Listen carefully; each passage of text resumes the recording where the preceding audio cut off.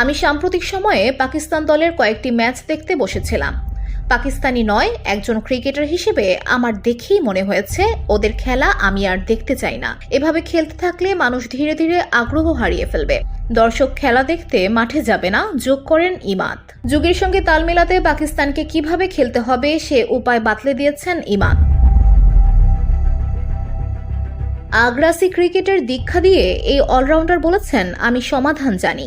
আপনার প্রথম লক্ষ্য হওয়া উচিত মাঠে নেমে প্রতিপক্ষের উপর চড়াও হওয়া। শুরুতে কিছু উইকেট হারালে আবারও পরিস্থিতি বিবেচনা করা উচিত, এই উইকেটে 250, 260, 300 রান করা সম্ভব কিনা।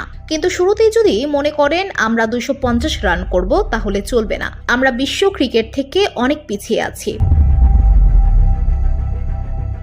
প্রসঙ্গত, সদ্য সমাপ্ত আইসিসি চ্যাম্পিয়ন্স ট্রফিতে গ্রুপ পর্বের প্রথম 2 ম্যাচে নিউজিল্যান্ড ও ভারতের কাছে বাজেভাবে হারে পাকিস্তান।